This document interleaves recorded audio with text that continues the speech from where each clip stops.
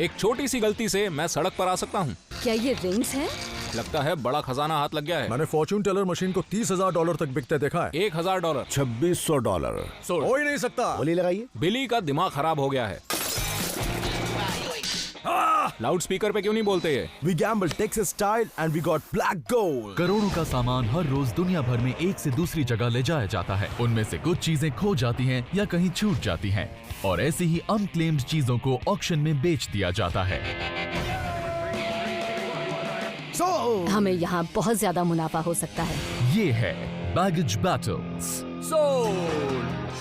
ये एक estate auction है। मेरी नजर कई चीजों पर है, पर ये मुझे सबसे खास लगा। वो स्वामी, वो एक मैकेनिकल ऑटोमेटॉन है। मैंने ऐसी चीजें पहले बेची हैं और उनसे बहुत फायदा मिलता है। कोई भी उसके लिए बोली लगाए, उस स्वामी को तो मैं लेकर ही जाऊंगा, चाहे कुछ भी हो जाए।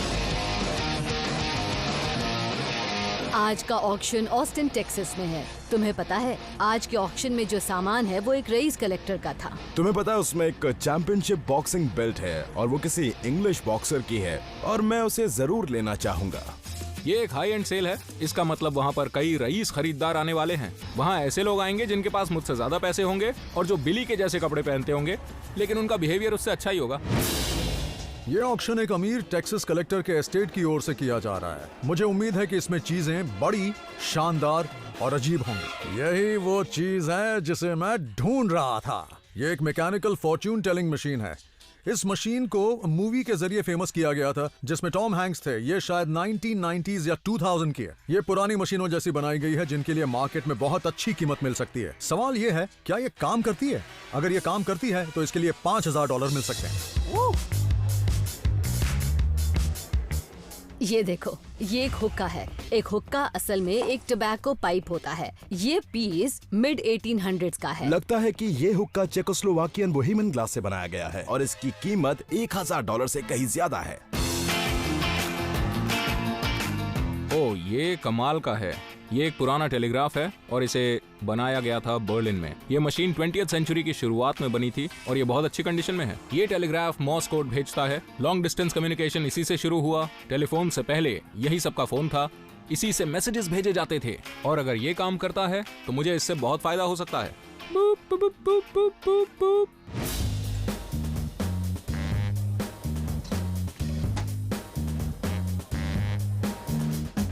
जरा ये देखिए, एक boxing championship belt, knockout second round, Leo Kid Roy, October 22, 1928। ये बॉक्सिंग हिस्ट्री का एक बेहद शानदार पीस है। इन बॉक्सर्स की डिटेल को देखिए, ये बिल्कुल एक आर्ट पीस की तरह है। आपको इसकी वेलवेट रोब दिख रही है? वैसे ये थोड़ी अजीब है, पर ये उस जमाने का स्टाइल हुआ करता था। ये आइटम इसलिए रेयर है क्योंकि ये पर्सनल है। ये एक वेडिंग रिंग की तरह है। कोई ऐसी चीजों को बेचता ही नहीं है, पर ये यहाँ इस ऑक्शन में है, इसलिए मैं इसे लेकर रहूंगा। मैं इसी का इंतजार कर रहा था। तो ये होते हैं अंडर वाटर डाइविंग स्कूटर्स। ये पानी में स्कूबा डाइवर्स को आगे की तरफ प्रोपेल करते हैं। ये बहुत ही कीमती होते हैं क्योंकि इनमें हाई क्वालिटी कंपोनेंट्स लगाए जाते हैं। ये पूरी तरह से स्टेनलेस स्टील का बना हुआ है और ये एक ऐसी चीज है जो जेम्स बॉन्ड की फिल्म में दिख सकती है, किसी बच्चों के पूल में नहीं। ओह, मुझे लगता है कि ये वही है हनी, एल फॉर्मन की बेल्ट। वो ब्रिटिश एम्पायर के लाइट वेट चैंपियन थे और अपने जमाने में इन्हें नंबर 1 लाइट वेट माना जाता था। ये बेल्ट किसी म्यूजियम में होनी चाहिए। प्रॉब्लम ये है कि ये ग्लास में रखी है और ये असली है या नहीं ये जानने के लिए इसे खरीदना पड़ेगा, जो बहुत रिस्की है। ये क्या है? ओह, बिली कैसे हो यार? ठीक हूँ। ये बॉक्सिंग की कोई पुरानी सी बेल्ट है। अच्छा? वैसे तो ये कुछ खास नहीं लग रही। बिली को कोई आइडिया नहीं है कि ये क्या चीज है। मैं इंग्लैंड से हूँ तो मुझे पता है कि एल फॉर्मन पूरे ब्रिटिश एम्पायर के चैंपियन थे। बिली को लगता है कि एल फॉर्मन बनाते थे ग्रिल्स। मुझे लगता है कि तुम लोग मेरा मजाक उड़ा रहे हो। ये तो बहुत हल्के है, बिल्कुल तुम्हारी तरह, बहुत ज्यादा हल्की। लॉरेंस को कुछ पता नहीं कि ये क्या चीज है। इस बेल्ट के एक एंड पर एक बॉक्सिंग ग्लव बना है जिसमें राइनस्टोन्स लगे हैं। उससे बहुत पैसे मिलेंगे। मैं इस पर बोली लगाऊंगा और इसे जीत कर रहूंगा। तुम्हें जो करना है कर लो। हनी, तुम फिक्र मत करो, देख लेना बिली हमारे आगे टिक नहीं पाएगा। वाओ, इसकी क्वालिटी तो बहुत अच्छी है। इसके लेदर को हाथ से सिला गया है।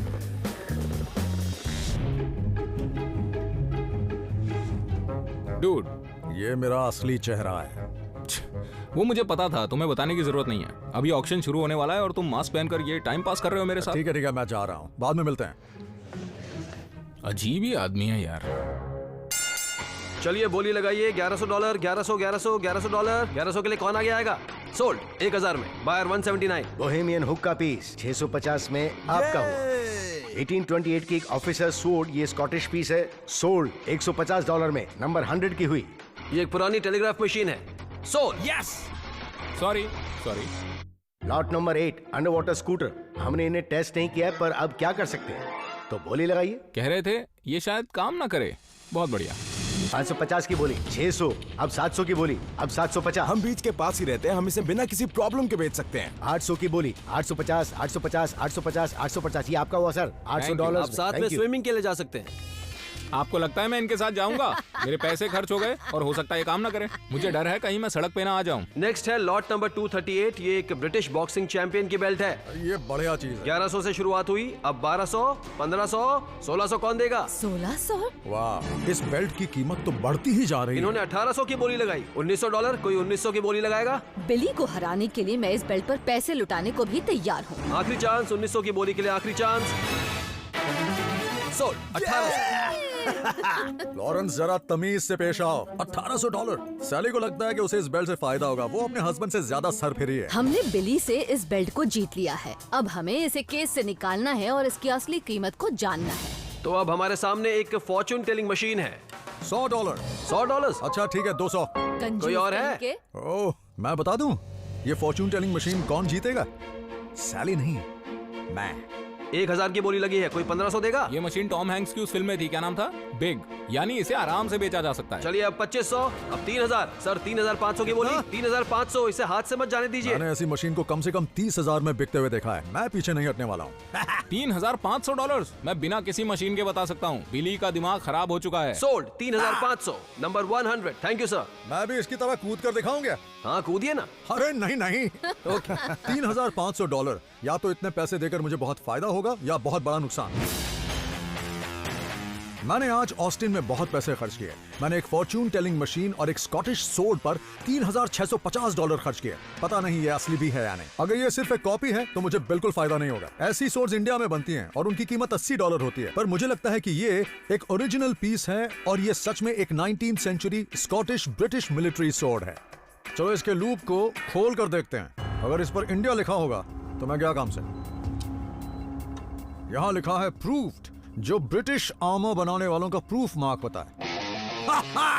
स्कॉटलैंड ब्रिटिश एम्पायर का ही एक हिस्सा था, तो इस ब्रिटिश मेकर का मार्क होने का मतलब है कि ये सोर्ड असली है। ये 19th सेंचुरी की स्कॉटिश सोर्ड है। मैंने इसके लिए $150 दिए, पर इसके $1200 मिल सकते हैं, चाहे कोई भी खरीदे। ब्रिटिश मिलिट्री आर्टिफैक्ट्स तो बहुत आसानी से बिक जाएंगे, पर मुझे जानना है कि स्वामी से मुझे कितना फायदा होगा। मैंने इस स्वामी के लिए $3,500 दिए हैं। इससे फायदा होगा या नहीं अभी कुछ कह नहीं सकते, पर सबसे बड़ा सवाल है कि ये काम करता है या नहीं। बिना सोचे बोली तो लगा दी, पर $3,500 सच में एक बड़ी रकम है। पर अगर ये मशीन काम नहीं करती तो मेरा ऑस्टिन का ट्रिप बेकार गया समझो। चलो इसे टेस्ट करके देखते हैं। ये रहा है कॉइन। अब दो चीजें होनी चाहिए, इस डमी की लाइट्स जलनी चाहिए और ये बोलना चाहिए, और मशीन से एक टिकट बाहर आना चाहिए।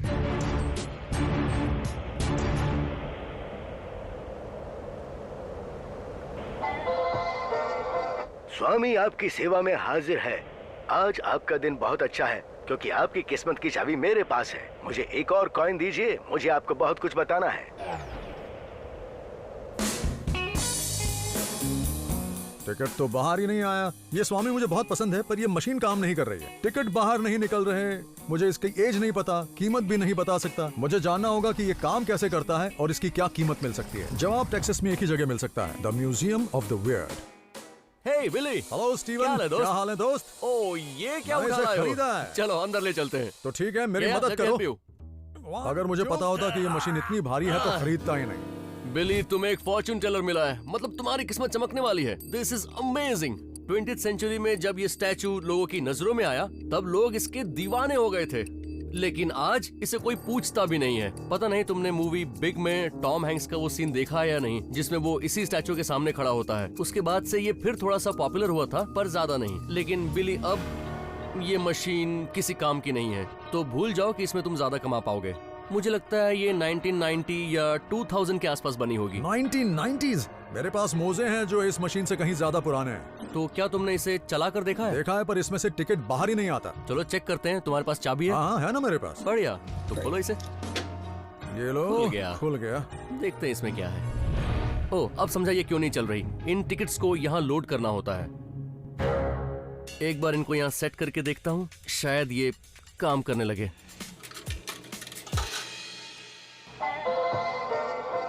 स्वामी आपकी सेवा में हाजिर है।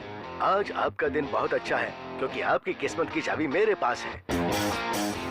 क्या बात है, ये काम कर रहा है। ये रहा तुम्हारा future.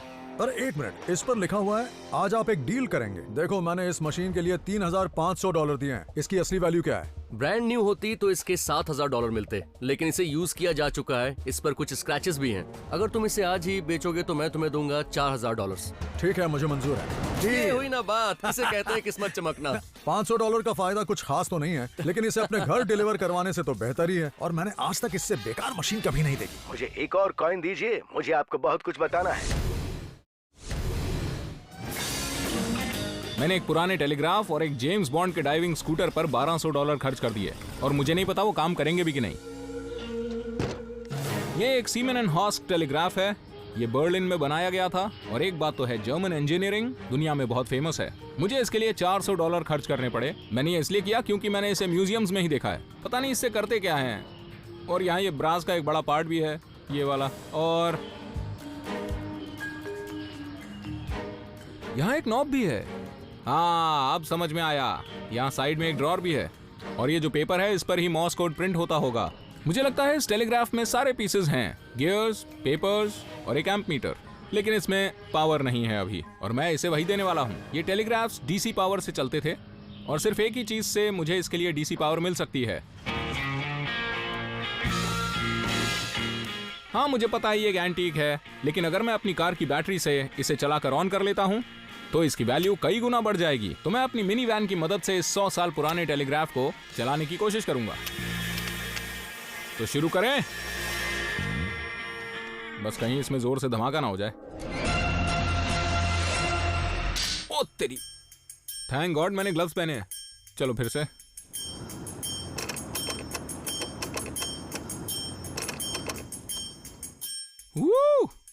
Milli amp metre move कर रहा है। ये ऑन हो गया। अभी इसमें 5 मिली एम्प का करंट है और जब मैं टेलीग्राफ मशीन को प्रेस करता हूं तो ये सिग्नल भेजती है। इसलिए जर्मन टेक्नोलॉजी बहुत महंगी बिकती है। ये मशीन 100 साल पुरानी है और ये अब भी काम करती है, तो इसके $1000 तो बनते हैं यार। ऑक्शन में कहा गया था कि इन्हें पानी में टेस्ट नहीं किया गया है और यही फिक्र की बात है। ये तो वही बात हो गई कि भाई साहब, ये वाली पेंटिंग असली नहीं है। अगर ये खराब है तो मेरे पास सिर्फ स्पेयर पार्ट्स रह जाएंगे और मेरा बहुत नुकसान हो जाएगा। लेकिन अगर ये काम करती है तो मुझे इसके कम से कम $1000 तो मिलेंगे।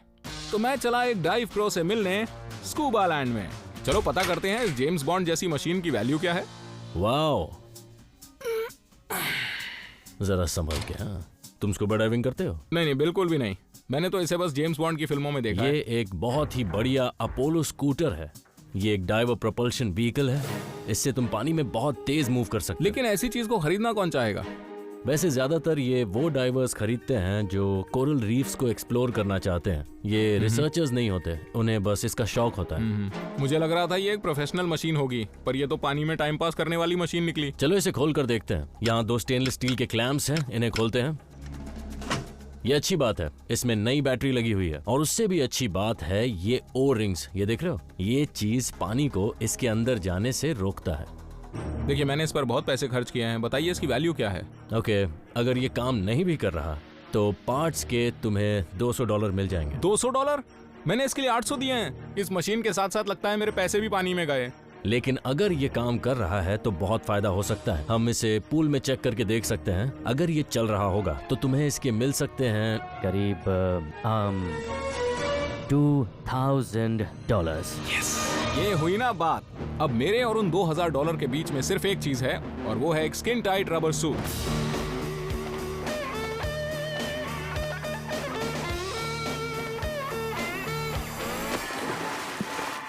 अगर ये डाइव स्कूटर काम करता है तो मुझे इसके $2,000 मिलेंगे, नहीं तो मेरी सारी मेहनत गई पानी में। ओके, तुम इसे टेस्ट करने के लिए तैयार हो? तो ये लो, सिंपल है, बस ये बटन दबाओ और ये ऑन हो जाएगा। वाह, क्या बात है। 2000 जेब में पक्के समझो। चलो अब थोड़ी मस्ती हो जाए।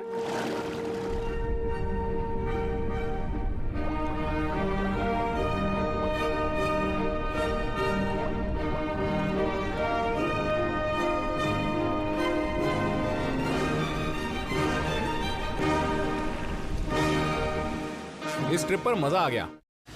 हमने चैंपियनशिप बॉक्सिंग बेल्ट और एक बोहेमियन 19th सेंचुरी हुक्का पर पूरे $2400 खर्च किए। ये सच में एक बहुत ही शानदार एंटीक पीस है बोहेमियन क्लास का। हमें बताया गया है कि ये 1830 में बना था। ये पूरा हाथ से पेंट किया गया है और इसमें गोल्डन शेड्स भी हैं। और ये जिस वुडन बॉक्स पर बनाया गया है ये बहुत ही खूबसूरत है। इस पर वार्नर विनियर लगी है और देखो इसे किस तरह से बनाया गया है। देखो इन जॉइंट्स को हाथों से बनाया गया। जरा इसे देखो, इसका ग्लास कितना खूबसूरत है। इसका पेडेस्टल शानदार है और बॉक्स तो कमाल का है। ये हमें $650 में मिला। हमें इसके $1500 मिलने चाहिए, क्या कहती हो? मैं भी बिल्कुल यही कीमत सोच रही थी। सस्ता लो महंगा बेचो, हुगी हुगी हुगी हो। हमने इस बॉक्सिंग बेल्ट के लिए $1800 दिए हैं। अब हमें जानना है कि इसकी वैल्यू क्या है, पर इससे पहले हमें इसे करीब से देखना होगा। हमारे पास ज्यादा वक्त नहीं है हनी, मुझे इस बेल्ट को निकालना ही होगा और इसे निकालने के लिए मुझे इस ग्लास को हटाना पड़ेगा। वैसे मेरे पास एक आइडिया है, जरा ये देखो। बस ध्यान से करना होगा। ये तुम क्या कर रहे हो? अरे क्या कर रहे हो? मुझे डर लग गया। ये तरीका तो काम कर गया। क्या बात है। ये एक अच्छी आर्टवर्क बेल्ट है जिसके एंड पर एक बॉक्सिंग ग्लव बना हुआ है। ये 1930s की लगती है। क्या लगता है कि उन्होंने ये एम्ब्लेम खुद बनाए या ये पहले से बने हुए थे? शायद उन्हें अवार्ड में मिले होंगे। खैर यही तो हमें जानने की जरूरत है। हाँ, वैसे हमें इस बेल्ट के बारे में बहुत कुछ जानना है, तो हम इसे लेकर जाएंगे एक बॉक्सिंग एक्सपर्ट के पास। हम इस बॉक्सिंग बेल्ट को ऑस्टिन के लॉर्ड्स जिम में डॉन को दिखाने वाले हैं। वो बॉक्सिंग मेमोरेबिलिया के एक्सपर्ट हैं। शायद वो हमें बता पाएंगे इसकी असली कीमत क्या है। डॉन, हमारे पास एक बहुत ही मशहूर इंग्लिश मैनल फोमन की बेल्ट है। मिस्टर एल फोमन, तुम चाहो तो इसे देख सकते हो। हमें इसके बारे में जानना है। क्या बात है। बॉक्सिंग बेल्ट्स का ट्रेडिशन बहुत पुराना है, पर अक्सर दो तरह की बेल्ट्स होती है। पहली वो जिसके लिए प्रमोटर कहता है कि जो भी ये चैंपियनशिप या मैच जीतेगा ये बेल्ट उसी की होगी, और दूसरी होती है करियर अप्रिसिएशन बेल्ट। वो बॉक्सर के सम्मान में हो रहे डिनर के दौरान दी जाती है। एल फोमन को ये बेल्ट ऐसे ही मिली होगी। उन्होंने 1920 से 1936 या 37 तक बॉक्सिंग की होगी। वैसे एल फोमन एक अच्छे फाइटर थे, वो कोई मामूली फाइटर नहीं थे, वो बहुत स्ट्रॉन्ग थे। उन्होंने 90 में से आधे नॉकआउट से जीते। क्या उस वक्त एल फोमन बहुत फेमस थे? नहीं, क्योंकि वो उस वक्त के मशहूर बॉक्सर से फाइट नहीं कर पाए थे। उन्होंने बार्नी रॉस से फाइट नहीं की, उन्होंने टोनी कैंजोनेरी से फाइट नहीं की। हाँ, पर उन्होंने ब्रिटिश चैंपियनशिप और कैनेडियन चैंपियनशिप जरूर जीती थी, तो वो एक बहुत ही अच्छे फाइटर थे। अक्सर ये देखने को मिलता है कि बेल्ट का कपड़ा बहुत ही बुरी कंडीशन में आ जाता है, पर इसकी कंडीशन तो बहुत अच्छी है। ओह, सच में? ऐसी बेल्ट्स अक्सर सेल या ऑक्शंस में देखने को नहीं मिलती। ये बेल्ट रेयर है और काफी अच्छी हालत में है, पर क्या हमें इससे फायदा होगा? ये बताओ कि इस पीस की क्या वैल्यू है? अगर आप सच में जानना चाहते हैं तो मैं आपको इसके दूंगा $2600। इस बेल्ट से फायदा मिलने से ज्यादा खुशी मुझे इस बात की है कि इसके लिए हमने बिली को बुरी तरह हराया। लॉरेंस और साली ने इस बार एक पुरानी बॉक्सिंग बेल्ट और एक बोहेमियन हुक्का को बेचकर $1650 का मुनाफा कमाया। वहीं डाइविंग स्कूटर बेचने से मार्क को ज्यादा फायदा नहीं मिला, पर एक पुराने टेलीग्राफ को मिनी वैन से स्टार्ट करके उन्हें $1800 का मुनाफा हुआ। भविष्य बताने वाले स्वामी को बेचकर बिली को ज्यादा फायदा नहीं हुआ, लेकिन उनकी सबसे बड़ी ख्वाहिश अब भी अधूरी है। ये बहुत अजीब है, पर मैंने इसके बारे में अभी तक किसी को नहीं बताया। एक ऐसी विश जिसे मैं पूरा करना चाहता हूँ। मैं जानता हूँ ये बहुत अजीब है, मैं जानता हूँ ये पागलपन से कम नहीं है, पर एक विश है जो मुझे पूरी करनी है। मेरी विश है कि मैं फिर से जवान हो जाऊं। अरे यार, सारे कॉइन्स खत्म हो गए, बुढ़ा ही रह जाऊंगा।